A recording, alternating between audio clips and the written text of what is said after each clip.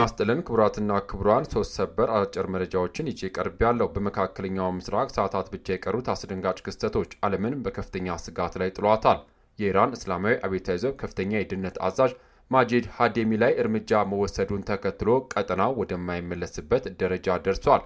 እስራኤል ለጥቃቱ ኃላፊነቱን በይፋ የወሰደችም ሲሆን፣ በሌላ በኩል ፕሬዝዳንት ዶናልድ ትራምፕ ለማክሰኞ የሰጡት ቀነ ገደብ ሲቃረብ ኢራን የማያዳግምና ሁሉን አቀፍ ምላሽ እሰጣለሁ ስትል አስጠንቃለች። ጦርነቱን ለማቆም ያቀረበው አዲሱ ባለ 15 ነጥብ እቅድስ ለምን በኢራን ውድቅ ተደረገ? ዝርዝር መረጃዎችን ይዘናል። ቪዲዮን ላይክ በማድረግ ጀምሮ አዳዲስ መረጃ በፍጥነት ዩቲዩብ ላይ ሲለቀቅ ቀድሞ እንዲደርሰው የዩቲዩብ ቻናሌ ሰብስክራይብ በማድረግ የደውል ምልክቷን በመጫን ቤተሰብ እንድትሆኑ በአክብሮት እየጋበዝን ሀሳብ አስተያየቶን በኮሜንት መስጫው ላይ አጋሩን። እስከ ቪዲዮ ፍጻሜ አብራችሁን ቆዩ። ዝርዝር መረጃውን አድምጡ፣ አብረን እንከታተለው። ክቡራን አድማጮች፣ በቅድሚያም የደህንነት አዛዡ ማጂድ ካዴሚ ህይወት ማለፍና የእስራኤል ኃላፊነት። ወደ መጀመሪያው መረጃችን ስናልፍ የኢራን እስላማዊ አብዮታዊ ዘብ የደህንነት አዛዡ ማጂድ ካዴሚ ህይወታቸው ማለፉን በአገሪቱ የዜና ማሰራጫዎች በኩል ባወጣው መግለጫ አስታውቋል። አብዮታዊ ዘቡ በመግለጫው የደህንነት አዛዡ ዛሬ ጠዋት እርምጃ እንደተወሰደባቸው ገልጾ እስራኤልና አሜሪካ ማጂድ ካዴሚን ኢላማ በማድረግ ከሷል። እስራኤል ለኢራን አብዮታዊ ዘብ ደህንነት አዛዥ እርምጃ ኃላፊነቱን የወሰደችም ሲሆን የእስራኤል መከላከያ ኃይል በቴሌግራም ላይ ባወጣው የጽሑፍ መልእክት ድርጊቱ ለኢራን አብዮታዊ ዘብ ሌላ ከባድ ኪሳራ ብሎታል። ኢራን አብዛኛው ጊዜ የከፍተኛ ባለስልጣኖቿን ህይወት ማለፍ ስታረጋግጥ የነበረው እስራኤልና አሜሪካ ድርጊቱን መፈጸሙ ከገለጹ በኋላ የነበረ ቢሆንም አሁን ግን የአብዮታዊ ዘብ አዛዥ እርምጃ ቀድማ አሳውቃለች። ማጂድ ካዴሚ ባለፈው ዓመት ሰኔ ወር በተካሄደው የኢራንና የእስራኤል የ12 ቀናት ጦርነት ወቅት ህይወታቸው ያለፈውን ሙሐመድ ካዝሜኒ ተክተው ሲሰሩ የነበሩ አዛዥ ናቸው። ማጂድ ካዴሚ ባለፈው ጥር የተቀሰቀሰውና በኢራን ውስጥ በርካታ ሰዎች ህይወት ያለፈበትን ጸረ መንግስት ተቋሙ የአሜሪካው ፕሬዝዳንት ዶናልድ ትራምፕን በማቀጣጠል ከሷቸው ነበር። የደህንነት አዛዡ በተቋሙ ወቅት የእስራኤል የሳይበር ስለላ ክፍልን ጨምሮ 10 የውጭ ሀገራት የደህንነት ተቋማት መላው ኢራን ባዳረሰው እንቅስቃሴ ውስጥ ተሳትፈዋል ብሏል። መቀመጫውን አሜሪካ ያደረገው የሰብአዊ መብቶች የዜና አገልግሎት በጥር ወር የኢራን መንግስት እርምጃ ቢያንስ 7000 ሰዎች ህይወታቸው ማለፉን አስታውቋል። ዘገባው የቢቢሲ ነው። በሌላ ዜና የሽምግልና ጥረቶችና የቴህራን ጠንካራ ምላሽ። ወደ ሁለተኛው መረጃችን ስናልፍ ክቡራን አድማጮች፣ የኢራን የውጭ ጉዳይ ሚኒስትር ቃል አቀባይ የእስራኤል አሜሪካና የኢራን ግጭት ለመቋጨት እየሰሩ ላሉ አሸማጋዮች ቴህራን ምላሽ ማዘጋጀቷን ተናገሩ።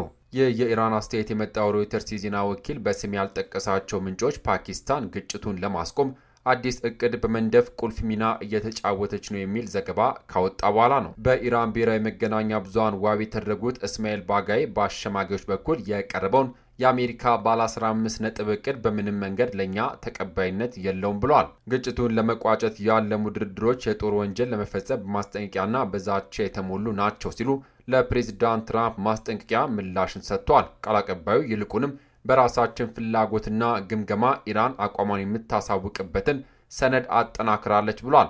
ሮይተርስና አክሲዮስ የተኩስ አቁም እቅድ ለአሜሪካና ለኢራን መቅረቡን የዘገቡ ሲሆን አደራዳሪዎች የ45 ቀናት የተኩስ አቁም ስምምነት ላይ መምከራቸውን አክሲዮሱ ጠቁሟል። በድርድሩ ፓኪስታን፣ ግብፅና ቱርክ እየተሳተፉ ሲሆን የፓኪስታን የጦር አዛዥ አሲም ሙኒር ከአሜሪካው ምክትል ፕሬዚዳንት ጄዲ ቫንስ ጋር መረጃ ሲለዋወጡም አድሯል።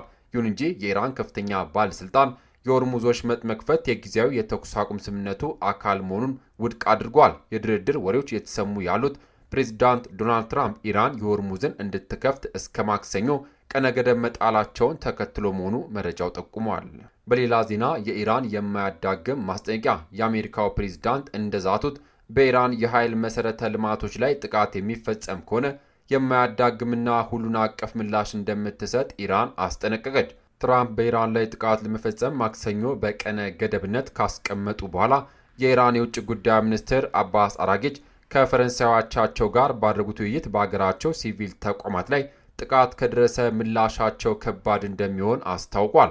አራጊች ያለ ጥርጥር አሜሪካ ከኢራን እስላማዊ ሪፐብሊክ ጦር ኃይሎች የማያዳግምና ሁሉን አቀፍ ምላሽ ይጠብቃታል በማለት ለፈረንሳይ ውጭ ጉዳይ ሚኒስትር ጂን ኖዌል ባሮት ተናግሯል። የኢራን ውጭ ጉዳይ ሚኒስትር ጨምረውም የአሜሪካ ዛቻ የጦር ወንጀልና የዘር ማጥፋትን ተቀባይነት የሚያደርግ ነው በማለትም ከሷል። በኢራን የውጭ ጉዳይ ሚኒስቴር መስሪያ ቤት በኩል የወጣው ዘገባ ላይ ባሮት በመሰረተ ልማቶች የሚፈጸም ጥቃት በቀጠናው ያለው ውጥረት የሚያባብስ መሆኑን በመጥቀስ ዲፕሎማሲ መፍትሄ እንዲደረግም ጠይቀዋል። ዘገባው የቢቢሲ ነው።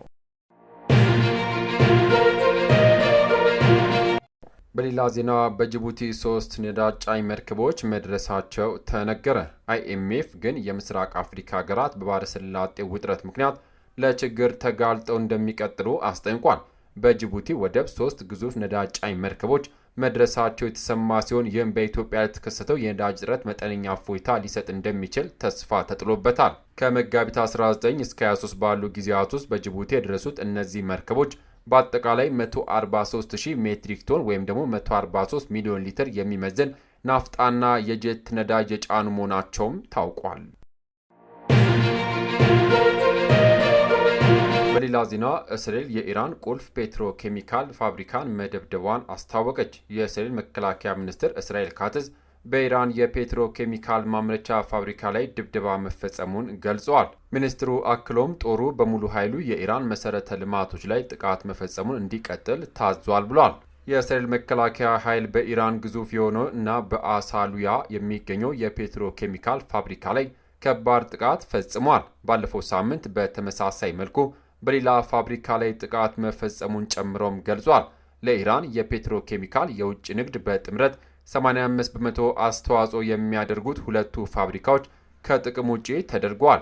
ስለዚህ ለዚህ አገልግሎት አይሰጡም ሲሉ በመግለጫቸው ላይ ተናግረዋል። ካትዝ አክሎም በአሳሉያ የሚገኘው ፋብሪካ የአገሪቱን ግማሽ የፔትሮኬሚካል ምርቶች የሚያመርትም ነበር። ታስኒም የዜና ወኪል በበኩሉ 2 የፔትሮኬሚካል ኩባንያዎች ላይ ጥቃት መፈጸሙን ዘግቧል። ካትዝ የኢራን ፔትሮኬሚካል ፋብሪካ ላይ ጥቃት መፈጸሟን የገለጹት የፋርስ የዜና ወኪል በአሳሉያ ከሚገኘው በሳውስ ፓሪስ ፔትሮኬሚካል ፋብሪካ ብዙ ፍንዳታዎች መሰማታቸውን ከዘገበ በኋላ እንደሆነ ተገልጿል። ዘገባው የቢቢሲ ነው።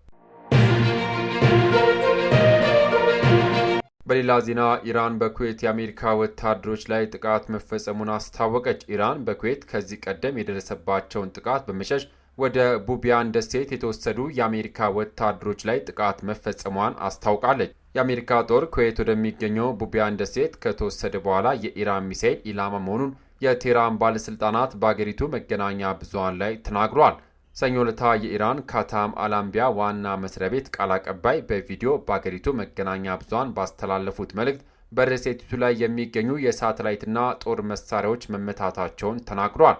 ቃል አቀባዩ ኢብራሂም ዞልፋቃሪ ጥቃቱን የፈጸሙት በድሮን በመታገዝ መሆኑን መግለጻቸው ሮይተርስ የዜና ወኪል ዘግቧል።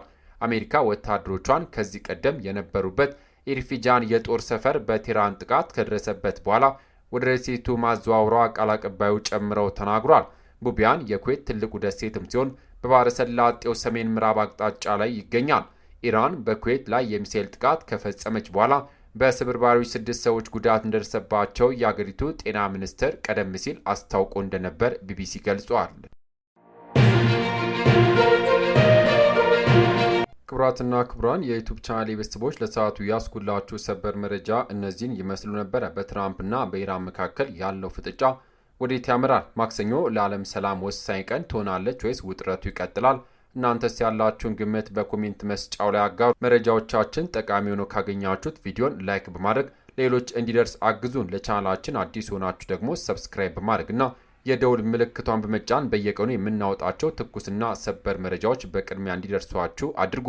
አብራችሁን ስለቆያችሁ ከልብ እናመሰግናለን። ከሰዓታት በኋላ በሚሰሙ በአዳዲስ መረጃ እስከምንገናኝ በያለንበት የዓለም ዳርቻ ቸር እንቆይ።